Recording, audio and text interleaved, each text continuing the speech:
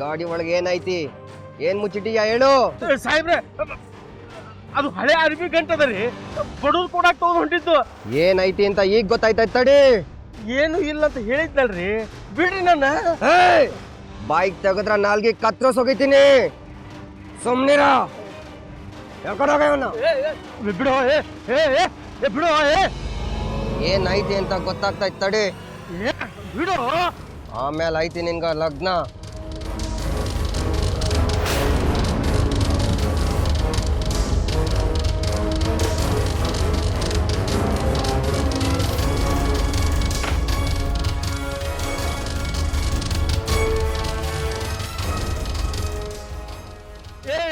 ಬಿಡೋ.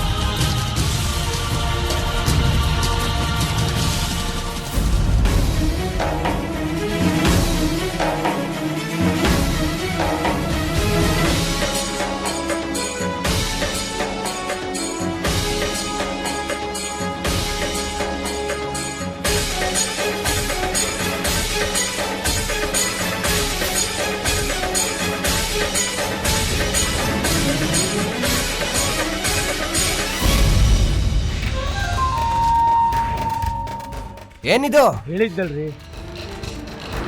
ಹಳೆ ಅರಿಬಿ ಗಂಟು ಅಂತ, ಬಡವ್ರು ಕೊಡ್ಲಿಕ್ಕೆ ತಗೊಂಡ್ ಹೊಂಟಿದ್ನಿ.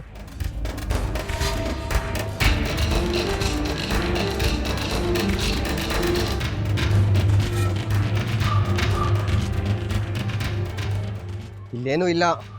ಲಘು ಹೊರ್ಗಿನ ರಸ್ತಾ ಬಂದ್ ಮಾಡಿ ನೋಡಿ ಗಾಡಿ ಬಿಡ್ರಿ. ನಾವು ಅಲ್ಗ ಬಂದ್ವಿ. ಬರೋ.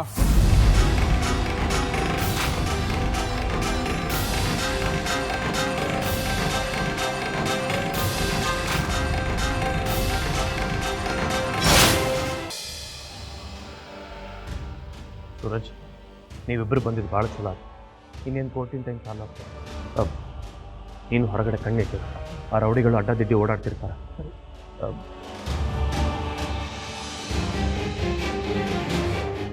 ಹಾಂ ಕೃಷ್ಣಜಿ ಹೇಳ್ರಿ.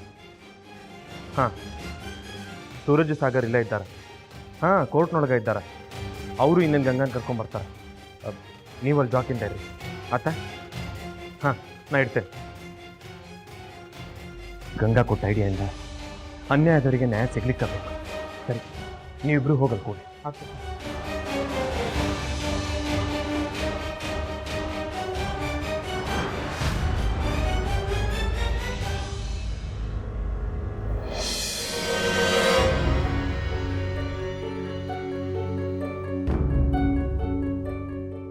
ನಾ ದೇವ್ರೊಳಗೆ ಬೇಡ್ಕೋತೀನಿ, ಪಪ್ಪ ಈ ಕೇಸ್ ಗೆಲ್ಲಿ.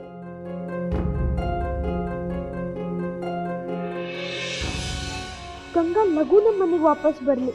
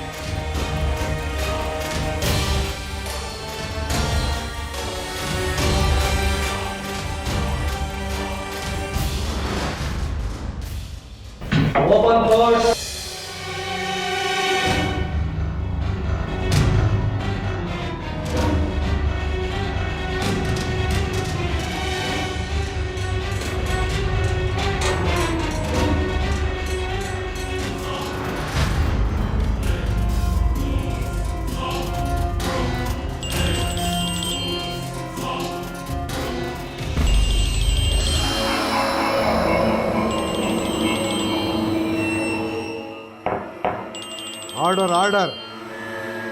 ಕೋರ್ಟ್ ಹಾಲ್ನಲ್ಲಿ ಎಲ್ಲರೂ ತಮ್ಮ ತಮ್ಮ ಮೊಬೈಲ್ಗಳನ್ನು ಬಂದ್ ಮಾಡ್ತಕ್ಕದ್ದು. ಒಂದು ವೇಳೆ ಮತ್ತೆ ಯಾರ್ದಾದ್ರು ಫೋನ್ ರಿಂಗ್ ಆದರೆ ಅಂಥವ್ರನ್ನ ಕೋರ್ಟ್ ಹಾಲಿಂದ ಹೊರಗೆ ಕಳಿಸ್ಬೇಕಾಗ್ತದೆ.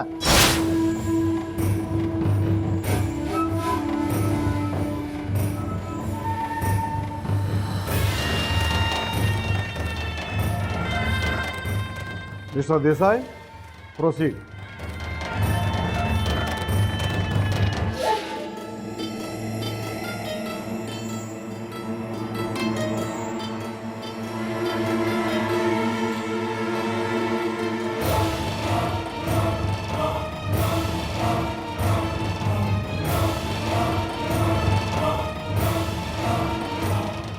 ಯುವರ್ ಆನರ್, ನಾ ಹೇಳಕತ್ತೀನಿ, ನಮ್ಮ ಕಥಿದಾರರ ಮೇಲೆ ಸುಳ್ಳು ಆರೋಪ ಹೊರಿಸ್ಯಾರ.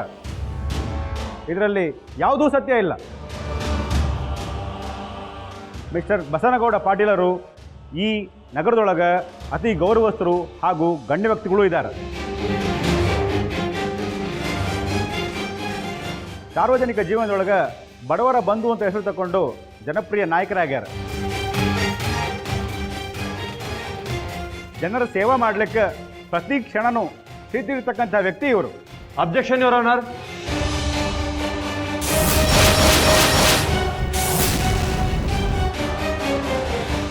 ಅಸಲಿ ಆರೋಪನ ಬಿಟ್ಟು ನಮ್ಮ ಪ್ರತಿವಾದಿ ವಕೀಲರು ಬ್ಯಾರೇನೋ ಹೇಳಿ ಈ ಕೇಸಿನ ಹಾದಿ ತಪ್ಪಿಸ್ಲಿಕ್ಕತ್ತಾರ. ಯುವರ್ ಆನರ್, ಇವ್ರ ಮ್ಯಾಲಿರೋ ಆರೋಪ ಅಂಥಿಂಥದ್ದಲ್ಲ. ಇವರ ಅಪರಾಧಿಗಳಂತ ಹೇಳಲಿಕ್ಕೆ ನನ್ನ ಹತ್ರ ದಾಖಲೆಗಳಿದ್ದಾವು ಹಾಗೂ ಸಾಕ್ಷಿಗಳಿದ್ದಾವು.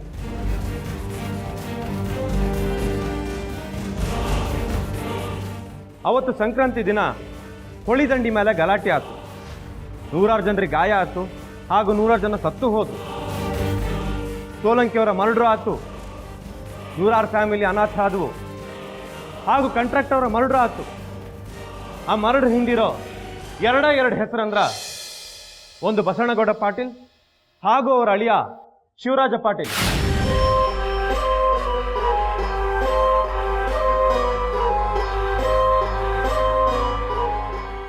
ಏನ್ ಮಾಡ್ತಿದ್ದ ಇಷ್ಟು ಗಟ್ಟಿಯಾಗಿ ಹೇಳ್ತಾನಂದ್ರ ಇವನ ಹಂತರಿಕೆ ದೊಡ್ಡ ಸಾಕ್ಷಿ ಅಂತಿರುದ ಆ ಹುಡುಗಿ. ನಮ್ಮ ಹುಡುಗರು ಆಕೆ ತನಕ ತಲುಪಿದ್ರು ಇಲ್ಲೋ, ಎಷ್ಟೊಳಗೆ ಸಾಯಿಸಿದ್ರು ಇಲ್ಲೋ, ಈ ವಕೀಲ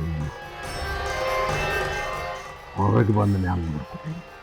ಯಾರು ಮಾತಾಡ್ಬೇಕಂದ್ರೆ ಗಂಗಾ,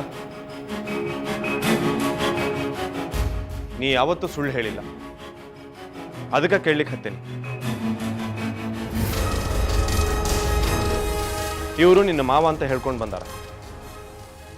ಹೇಳು ಮಗಳ, ಇವರು ನಿನ್ನ ಮಾವ ಆಗಿದ್ರ ಹೌದಂದ್ರೆ ಹ್ಞೂ ಅನ್ನು, ಇಲ್ಲ ಅಂದ್ರೆ ಇಲ್ಲ ಅಂತ.